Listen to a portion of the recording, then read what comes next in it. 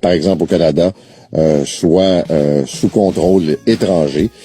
Alors qu'on devrait peut-être se questionner davantage sur l'impact de cette technologie. J'en parle avec le docteur Paul Héroux, qui est professeur en toxicologie à l'Université McGill et qui est spécialiste des effets de l'électromagnétisme sur la santé. Docteur Héroux, bonjour. Bonjour.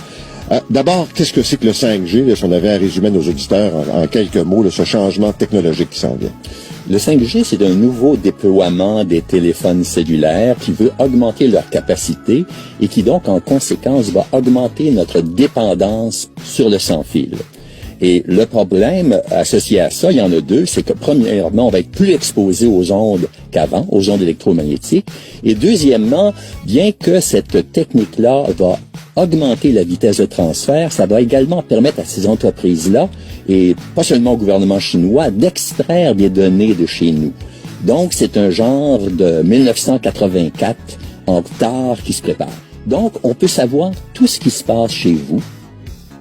Moi, je lis les études de Santé Canada rapidement, là, les résumés. On nous explique que tout va bien, qu'il n'y a pas de problème, que l'implantation va se faire et que la santé humaine n'est pas menacée. On ne peut pas prendre au sérieux les avis de Santé Canada parce qu'ils ont été copiés-collés des recommandations américaines qui viennent de l'ANSI, de la l'IEEE et de la FCC.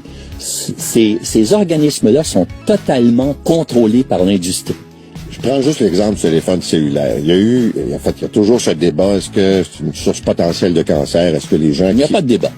Il n'y a pas de débat? Il n'y a pas de débat du tout.